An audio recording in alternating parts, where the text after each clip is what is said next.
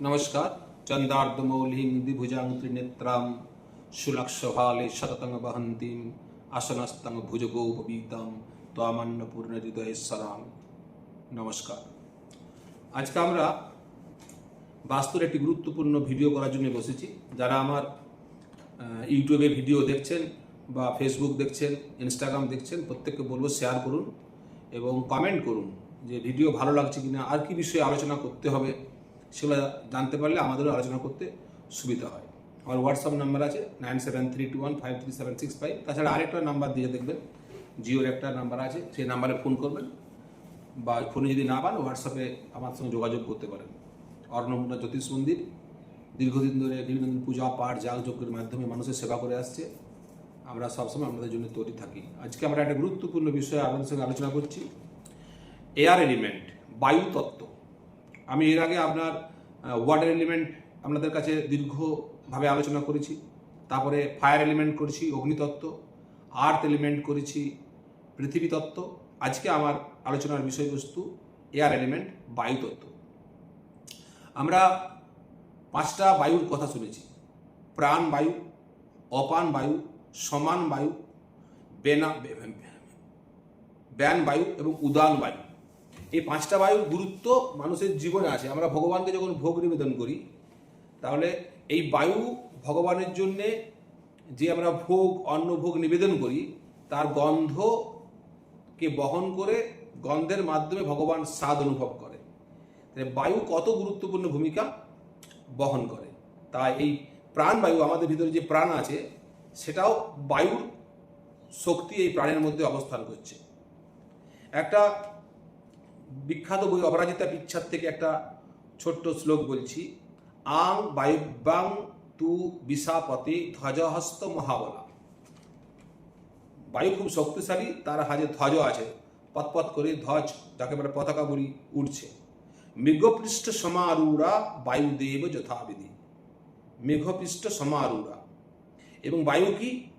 গতৌ বা গতিগন্ধয়ে, অর্থাৎ গন্ধ এবং গতি প্রতীক। অর্থাৎ বায়ু কোন, এয়ার এলিমেন্ট যদি আপনার স্ট্রং থাকে, তাহলে ঈশ্বর আপনার প্রতি সন্তুষ্ট থাকবে। ওই যে বললাম পঞ্চবায়ুর মাধ্যমে ভগবানকে ভোগ নিবেদন করা হয়। আমরা এইভাবে বিভিন্ন মুদ্রার দ্বারা দেখাই। তাহলে এই বায়ু কোনটার উপরে ভগবানের যে আমরা ঘর থেকে যে খাবার তৈরি করে ভগবানকে নিবেদন করছি, ভগবানকে ভোগ লাগাচ্ছি, সেটা আমরা প্রসাদ খাচ্ছি, সেই ক্ষেত্রে বায়ু কোন, এয়ার এলিমেন্ট যদি সব কিছু ঠিকঠাক থাকে, এয়ার এলিমেন্ট যদি দূষিত না হয়, তাহলে আপনার ঘর থেকে সুগন্ধিত বায়ু, আপনার ঘর থেকে সুগন্ধিত বাতাস বাইরের জগতে ছড়িয়ে পড়বে। এবং আকাশে, স্বর্গে, বৈকুণ্ঠধামে, কৈলাসে, আমরা সনাতন হিন্দুরা যে ভাবি শিব আছেন, বিষ্ণু আছেন, ব্রহ্মলোকে ব্রহ্মা আছেন, প্রত্যেকে সেই পরিবারের প্রতি, সেই বাস্তুর প্রতি সন্তুষ্ট থাকবে। অর্থাৎ এখানে বায়ুর একটা বড় ভূমিকা রয়েছে। তাই বায়ু কোনটা কোনো প্রকারে যেমন দূষিত না হয় আপনাদেরকে ভাবতে হবে। বায়ু গন্ধ এবং গতি, বায়ুর মধ্যে গতি থাকে।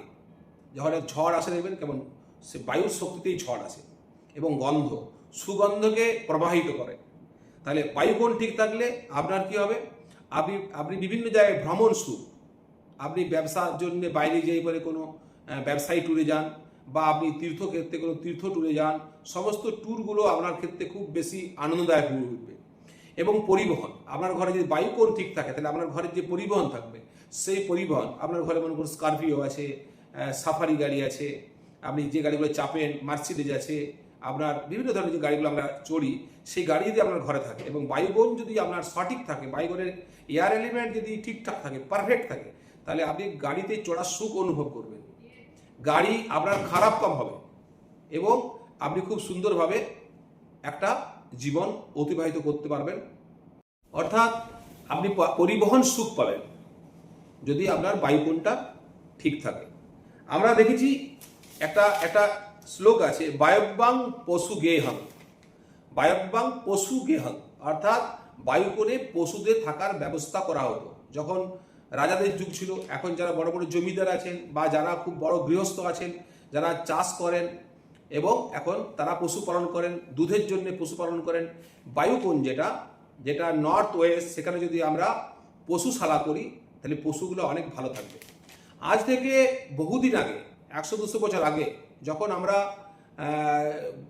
স্করপিও গাড়ি পেতাম না, গরুর গাড়ি চড়তাম, আমরা যখন ঘোড়ার গাড়ি চড়তাম, তখন ওই জায়গাতে গরুকে রাখা, যে গরুর গাড়ি আমরা চড়তাম, বা ঘোড়াকে রাখা, যে ঘোড়ার গাড়ি চড়তাম, বা রথ চালনা করে যুদ্ধ করতে যেতাম, সেই ঘোড়া বা হাতি রাখার জন্য আমরা বায়ুকোণটাকে ব্যবহার করতাম। তার কারণ বায়ুকোণে যে পশুকে আমরা রাখবো, সে আমার রথ চালক পশু হোক বা দুগ্ধদানের জন্যই পশু হোক, দুগ্ধদানের মধ্যেও তার বৃদ্ধি ঘটবে, এবং যারা রথ চালক পশু থাকবে তারাও সুন্দরভাবে শক্তি অর্জন করে রথ চালিয়ে নিয়ে যেতে পারবে, এবং যুদ্ধক্ষেত্রেও তারা তাদের পারদর্শিতা দেখাতে পারবে। তাই বায়ুকোণটাকে বায়ব্যাং পশু গেহং বলা হয়েছে। দু ধরনের পশু ছিল। এখন আমরা কি করতে পারি, নতুন প্রজন্ম যারা আমরা আছি, এখন বায়ুকোণে আমরা গ্যারেজ করতে পারি। এই গ্যারেজ করে বায়ুকোণে আমরা গাড়ি রাখি, মোটর সাইকেল রাখি, তাহলে বায়ুকোণটাতে আমাদের অনেক বেশি, আমাদের গাড়ি খুব ভালো থাকবে, আমাদের মোটর সাইকেল খুব ভালো থাকবে, সাইকেল আমরা রাখতে পারি। যে কেউ যদি ব্যবসা করছেন, বড় ধরনের একটা জায়গাকে পাঁচিল দিয়ে ঘিরে সমস্ত গাড়ি টাড়ি রাখেন, সেক্ষেত্রে বায়ুকোণটাকে যদি বেশি ব্যবহার করেন, তার গাড়িগুলোতে প্রবলেম কম হবে। বায়ুকোণে গাড়ি থাকলে, পরিবহন থাকলে খুব শুভ হয়। এরপরে আরেকটা বিষয় বায়ুকোণে আমরা করতে পারি। কি করতে পারি? বায়ুকে বলা হয়েছে রূপরহিত স্পর্শবান বায়ু, যার রূপ নেই, যাকে স্পর্শ করে অনুভব করা হয়। তাহলে আমরা এখানে একটা স্পর্শ করে অনুভব কাকে করছি, যাকে মনোরঞ্জন করার বিষয় আসছে এখানে। স্পর্শ করে অনুভব করা, আমার শরীরে সুন্দর একটা ঠান্ডা বাতাস বয়ে গেল, এই স্পর্শের অনুভব পেলাম, এটা মনোরঞ্জনের ব্যাপার আসছে এখানে।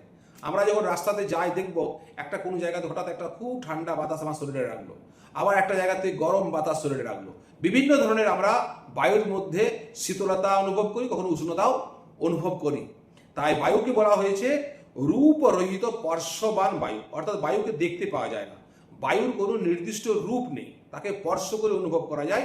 আমাদের যে স্পর্শ ইন্দ্রিয় ত্বক, সেই ত্বক বায়ুকে আমরা অনুভব করতে পারি। তার জন্য বায়ুকোণে আমাদের আধুনিক বাস্তুশাস্ত্র বা আমাদের প্রাচীন সনাতন বাস্তুশাস্ত্র মনোরঞ্জনের জিনিস।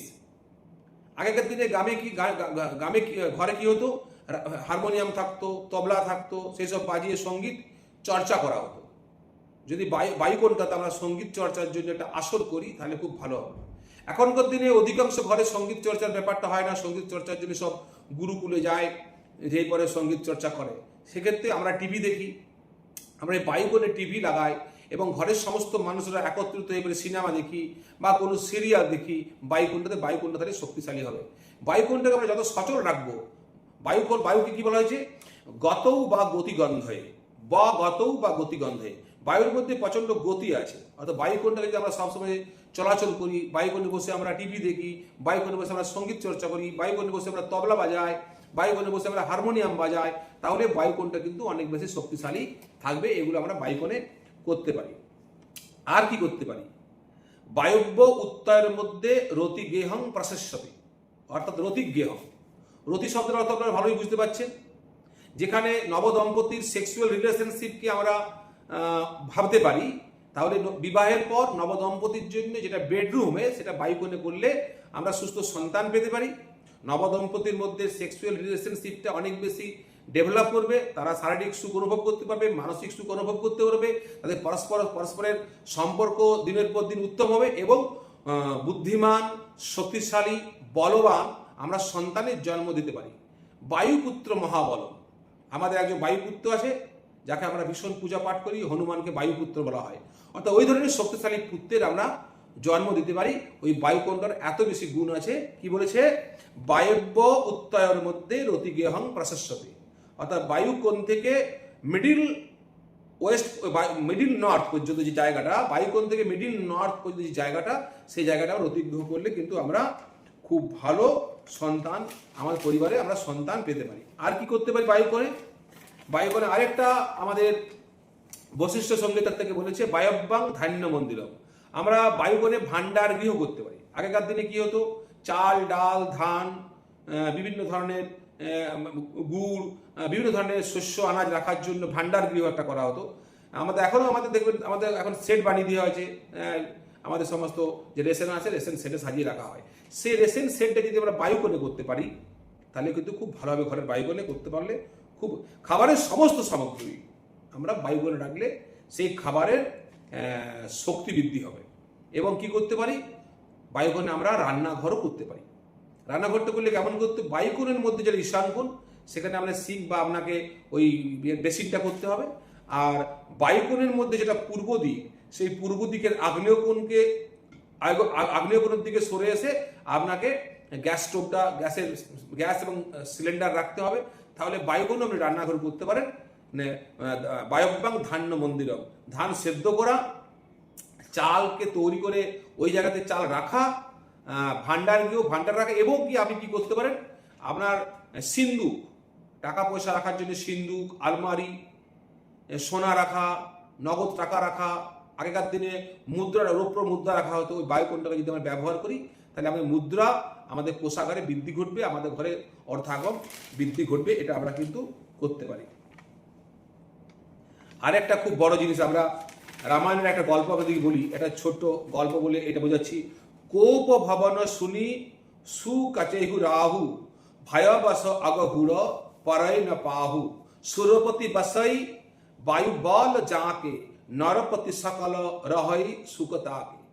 এটা কথা বলা হচ্ছে কি, যখন দশরথ রাজা যুদ্ধ করতে গেছিল, যুদ্ধে কৈকেয়ী দশরথকে সাহায্য করেছিল, দশরথ যুদ্ধে জয়লাভ করেছিল। কৈকেয়ী গিয়ে বলেছিল, তুমি যখন চাইবে আমার কাছে বর চাইতে পারো, দুটো তোমাকে বর দেবো।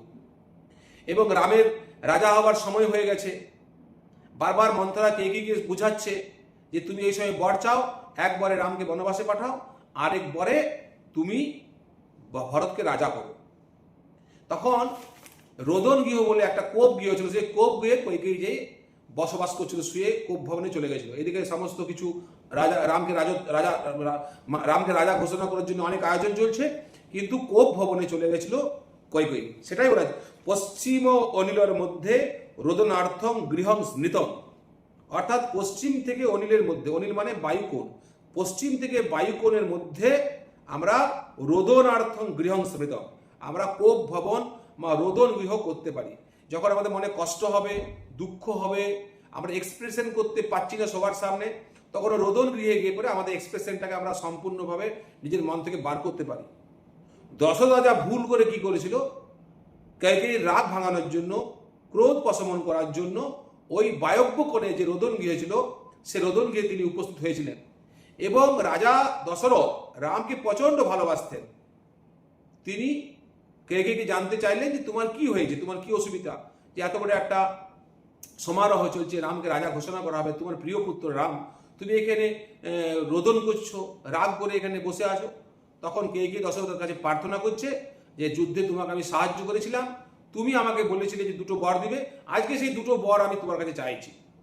এক্সপ্রেশন করাটা জন্য বায়ুকোণটা কত গুরুত্বপূর্ণ। কৈকেয়ী কিন্তু বাইরে থাকলে এই কথা বলতে পারতেন না, তাহলে নিজের ভিতরে যে এক্সপ্রেশন করাটা, এটা কিন্তু বায়ুকোণ থেকে আমরা সম্পূর্ণভাবে নিজেকে, নিজের মতামতটাকে বলতে পারি। কৈকেয়ী কিন্তু নির্দ্বিধায় দশরথের কাছে বলে দিল যে আমার প্রথমে একটা বর চাই, রাম বনবাসে যাবে 14 বছরের জন্য, আর দ্বিতীয় বর চাই ভরতকে রাজা করতে হবে।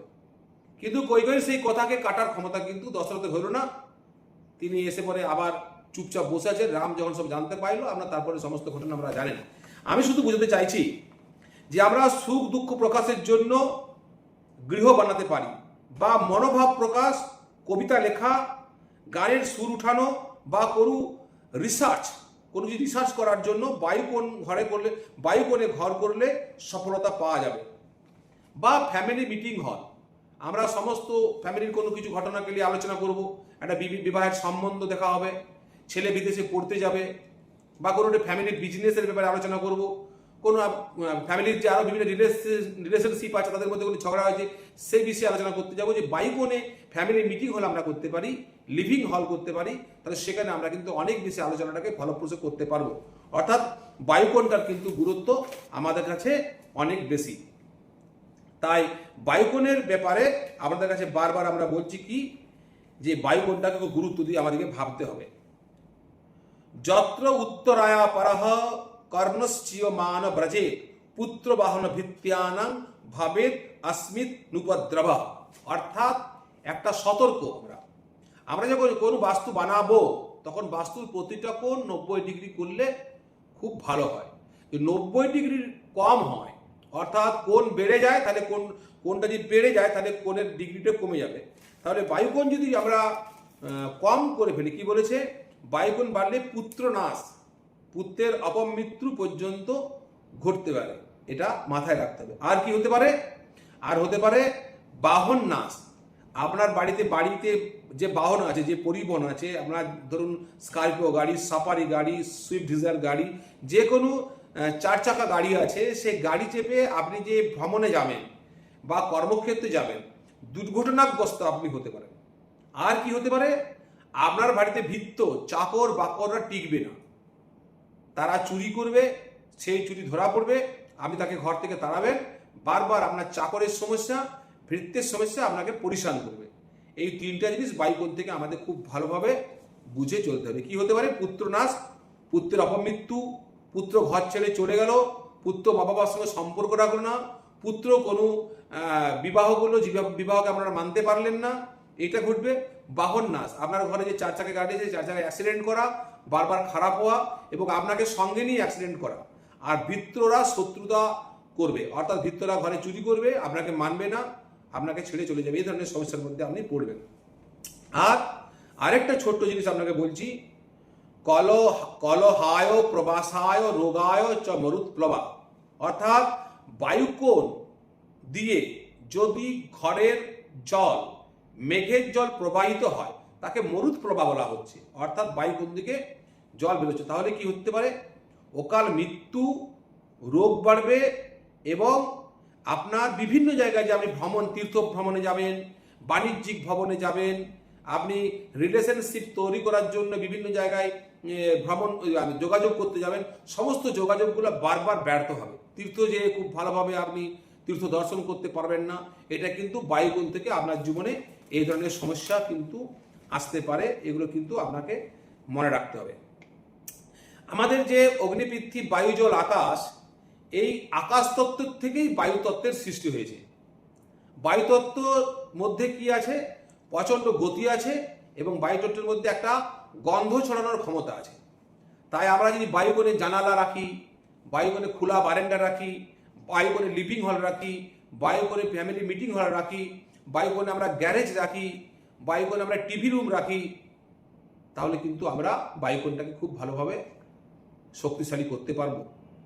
কিন্তু বায়ুকোণে যদি আপনি মনে করেন আমরা ঘরের সমস্ত মেঘের জল প্রবাহিত হচ্ছে, তাই বায়ুকোণ আপনার অ্যাক্টিভেট হবে না, নষ্ট হয়ে যাবে। বায়ুকোণের কোণটা 90 ডিগ্রি থেকে কমে গেল বা বৃদ্ধি হয়ে গেল, অনেক বেশি সরু হয়ে বেরিয়ে গেল, তাহলে কিন্তু কি হবে, অকাল মৃত্যু পর্যন্ত আপনার পরিবারে ঘটতে পারে। তাই বায়ুকোণের অনেক গুরুত্ব বেশি। বায়ু প্রচণ্ড শক্তিশালী একটা কোণ। এই এয়ার এলিমেন্টকে আপনাদের ঘরের ঠিক করতে হবে। যদি এয়ার এলিমেন্ট আপনারা ঠিক করতে না পারেন এবং এয়ার এলিমেন্টে আপনারা এমন কিছু কনস্ট্রাকশন করবেন যে কনস্ট্রাকশন আমাদের করা উচিত নয়, তাহলে কিন্তু আপনারা অনেক বেশি সমস্যার সম্মুখীন হবেন বারবার। আমাদের শাস্ত্রে গৃহারম্ভ, ভূমিক্রয় থেকে আরম্ভ করে সমস্ত কিছু বিষয়ে বিভিন্ন দেবতাদের পূজার বিধি দেওয়া আছে। আপনার 5 এলিমেন্টের মধ্যে যে কোনো এলিমেন্ট যদি আপনার ঘরে দুর্বল থাকে বা আপনার দোষগ্রস্ত হয়, তাহলে যজ্ঞ বিধির মাধ্যমে সেই এলিমেন্টটাকে আমি শক্তিশালী করতে পারি। তাছাড়াও 5 এলিমেন্টকে আমি ব্যালেন্স করতে পারি, অর্থাৎ এগুলো কিন্তু সমস্ত ঠিক করা যায়। আপনার ঘরটাকে ভালো করে আপনাকে দেখতে হবে যে আপনার ঘরের 4টা কোণ ঠিক মতন 90 ডিগ্রি আছে কিনা, কোনটা বেশি বেড়ে আছে, কোন দিকে ঘরের সমস্ত মেঘের জল বা ঘরের জল প্রবাহিত হচ্ছে, দক্ষিণের দিকটা নিচু হয়ে গেছে কিনা, উত্তর আমার উঁচু হয়ে গেছে কিনা, এগুলো আপনাকে নিজে দেখতে হবে। এবং আপনার ground floor, first floor, second floor থেকে 100 তলা পর্যন্ত, উপর দিকে পর্যন্ত, বহুত বড় বাস্তু হোক, গ্রাম হোক, নগর হোক, মহানগরী হোক এবং দেশ হোক, এই ঘটনা যদি ঘটে থাকে তাহলে কিন্তু তার ফল দেশের লোককেও ভুগতে হবে, গ্রামের লোককেও ভুগতে হবে এবং যারা বাস্তুতে আমরা আছি বাস্তুর লোককে ভুগতে হবে। আসল বাস্তু পৃথিবী এবং পৃথিবীর উপরে আমরা যে বাস্তু করছি সেই মানব বাস্তু, অর্থাৎ মানব বাস্তুর বিচার আপনাকে আমাদের বাস্তুশাস্ত্র মতে করতে হবে। আপনি যেমন তেমন ভাবে বাস্তু তৈরি করে বসবাস করলে আপনি সুখ সমৃদ্ধিশালী হতে পারবেন না। দিনের পর দিন আপনার বিভিন্ন দিক দিয়ে শারীরিক, মানসিক, আর্থিক এবং আপনার আধ্যাত্মিক পতন ঘটবে। তাই প্রত্যেকের কাছে অনুরোধ, বাস্তু খুব গুরুত্বপূর্ণ একটা বিষয় আপনার জীবনে। বাস্তু ঠিক করে বসবাস করুন এবং সুখী সমৃদ্ধিশালী হন। নমস্কার।